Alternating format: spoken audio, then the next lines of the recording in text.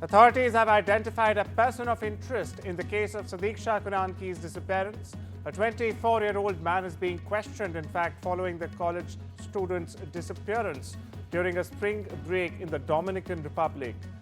America's FBI has joined the investigation for a 20-year-old Indian-origin student, Sudiksha Konanki, who disappeared a week ago. Meanwhile, she can be seen wobbling while strolling arm in arm with an Iowa man in a new surveillance video that has just surfaced. Listen in. Lo principal es el personal de nuestra Procuraduría General de la República, representantes del Ministerio Público, quienes en estos momentos, en coordinación con los representantes del FBI, con nuestro enlace de la Embajada, con la Policía Nacional y personal de la DICRIM, están pasando balance a lo que es esta primera etapa de la búsqueda y investigaciones para ver en qué punto nos encontramos. Ya luego de esto, pues podemos nosotros dar mayores detalles. A British woman was allegedly raped in a New Delhi hotel by a man she met on Instagram.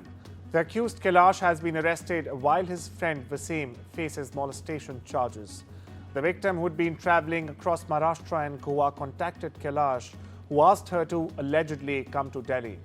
The victim arrived on Tuesday and met the accused at the hotel where the assault allegedly took place. She reported the incident to South Delhi's Vasant Kunj police the next morning. Meanwhile, authorities have informed the British High Commission, which is assisting the victim.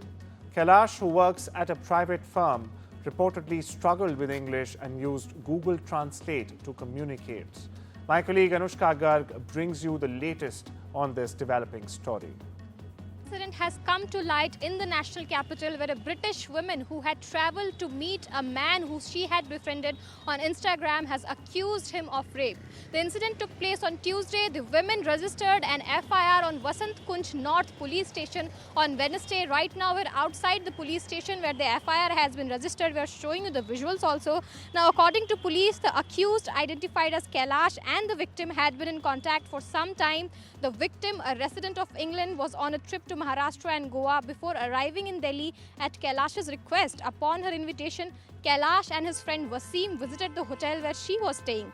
However, what was supposed to be a meeting between two friends turned into a nightmare for the women. On Wednesday, she approached the police, alleging that Kailash sexually assaulted her while under the influence of alcohol, while his friend Wasim molested her. Now, acting swiftly, the Vasant Kunj police station has accused both of the individuals. The British High Commission has been informed of this matter. Right now, the woman is said to be medically stable. Also, the investigation is ongoing on this whole matter. The hotel management is providing with the CCTV footage, but this is not the first incident that has happened. A few weeks ago also we saw two Israeli women who were sexually assaulted while they were on a tour to India. Also in this matter, we are seeing that the Wasim, who is said to be a low-profile person, was relying heavily on Google Translate to talk with the women. She, the British individual had called Kailash to meet her in Maharashtra also, but Kailash refused, saying he could not travel such a long distance. Upon Kailash's invitation, she came to Delhi. She was residing in a hotel in Mahipalpur. Upon her invitation, both the accused went there. They raped her, molested her, and after that she has registered the case. The police has acted swiftly on this matter.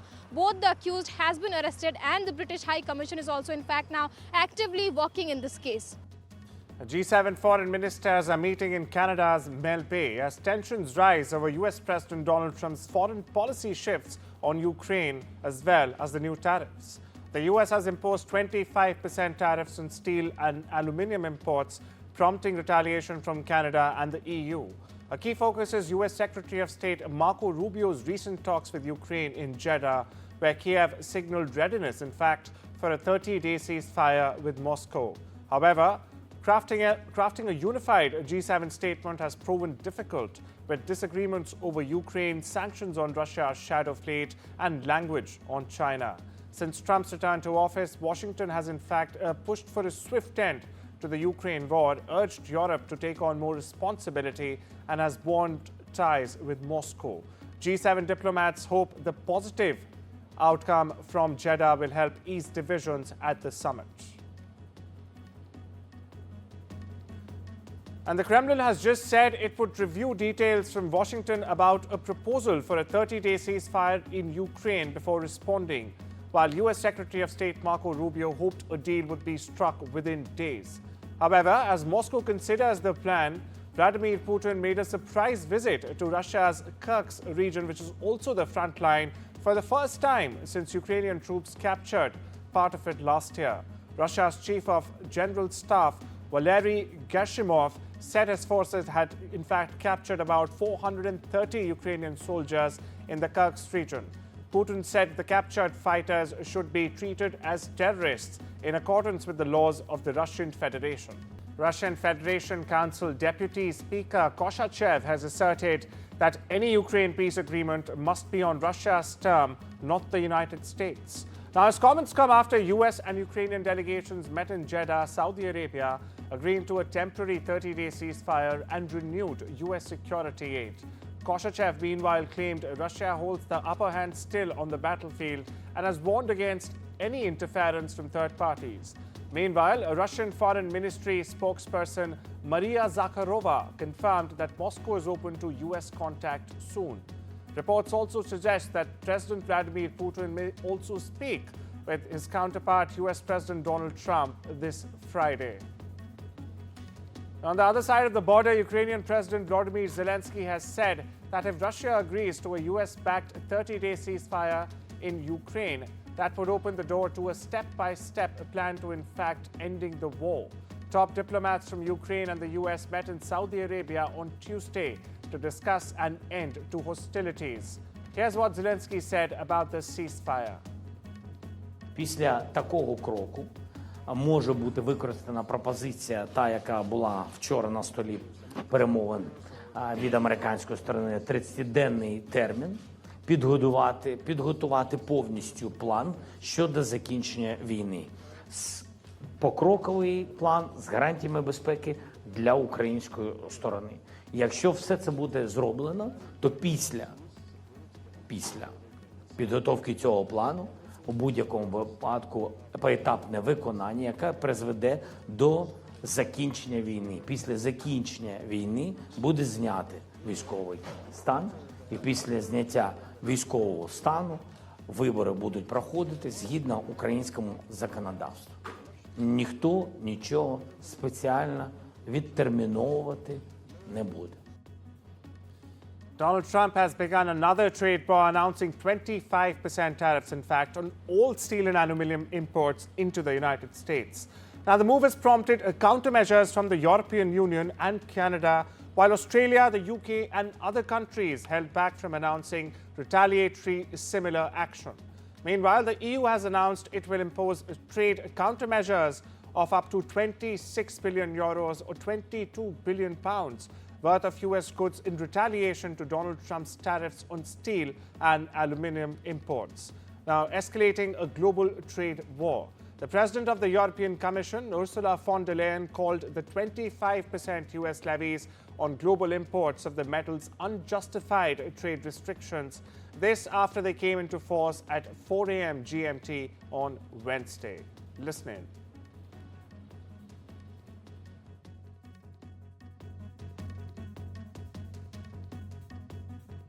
More tariffs on the EU, will you respond to their retaliation? Of course I'm going to respond. You will The retaliate with problem more is our tariffs. country didn't respond. Look, the EU was set up in order to take advantage of the United States. And a U.S. House subcommittee hearing ended abruptly after Texas Republican Keith Self misgendered Republican Sarah McBride, the first openly transgender member of the U.S. Congress, calling her Mr. McBride. Now, McBride responded by addressing herself as Madam Chair before attempting to continue her remarks. The subcommittee's top Democrat Republican William Keating called Self out of order and even demanded proper recognition of McBride. Rather than comply, Self adjourned the meeting. Now, the incident comes amid Republican opposition to transgender rights following President Donald Trump's executive orders defining sex strictly male or female. McBride later stated she remains committed to serving Delaware.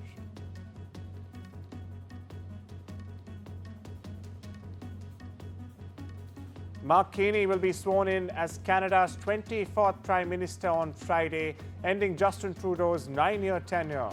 Governor-General Mary Simon will preside over the ceremony at 11 a.m. local time. Now, Carney, a former central bank employee who rather led both the Bank of Canada as well as the Bank of England, takes office as Canada faces a trade war with its neighbor and biggest ally, in fact, US, under President Donald Trump's second term.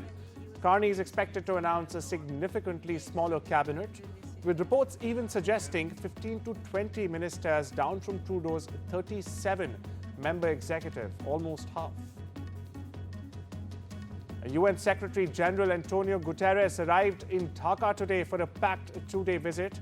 He will meet Chief Advisor Mohammad Yunus and visit the Rohingya refugee camps in the country's Cox's Bazar on Friday. Now, during the visit, Guterres will also receive briefings on disaster mitigation, infrastructure, and even refugee support.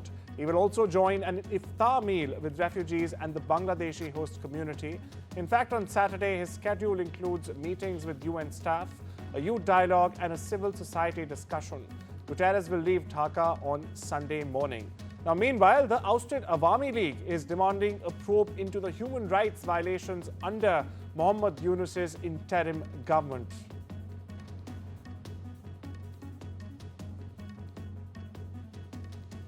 A NASA SpaceX mission that aimed to clear the way for stranded astronauts to get back to Earth has been postponed. The rocket aimed to fly 4 new crew members to the International Space Station, or the ISS, and pave the way for the return of Sunita Williams and Butch Wilmore. The NASA astronauts left Earth on the 5th of June 2024 for an 8-day mission and have been, in fact, stuck at the ISS for more than 9 months now, instead helping ongoing missions at the station with maintenance and experiments. Now, SpaceX, Elon Musk's company, the private space company, has said that the issue that forced the launch to scrub related to the hydraulics on one of the clamp arms, with which engineers were trying to fix. NASA's SpaceX Crew 10 now is targeting no earlier than 7:03 p.m. EDT Friday, March the 14th, to launch 4 crew members to the International Space Station. According to a senior ICE official, U.S. immigration detention centers have reached full capacity, in fact holding 47,600 detainees. The Trump administration is working with the Defense Department. U.S. Marshals, meanwhile, and the Bureau of Prisons have to secure more bed space. Now, ICE, currently funded for 41,500 detainees, is also requesting additional resources from lawmakers. Since Trump took office in January, ICE has made 32,800 arrests, with 27% involving individuals without other criminal charges. The administration aims to ramp up deportations but faces logistical challenges, and major ones at that, with initial removal numbers trailing Biden-era averages. A U.S. judge has extended an order blocking the deportation of Columbia University student Mahmoud Khalil, whose case has drawn national attention.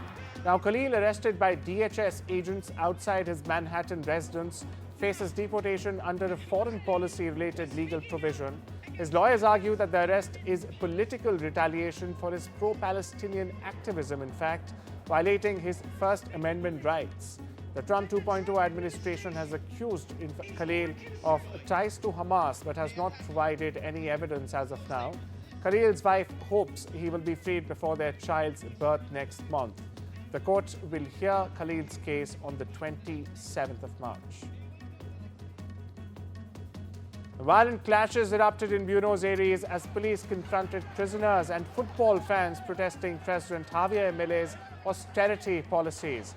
A peaceful demonstration outside Argentina's Congress turned chaotic when authorities deployed water cannons, tear gas, and rubber bullets against protesters throwing stones. Weekly pensioner protests have grown in size amid deepening economic hardship in the Latin American country. The government, on the other hand, which has tightened public spending since Milei took office, has warned of restrictions on football stadium attendance for those involved in the unrest. Meanwhile, security measures were intensified ahead of the demonstration.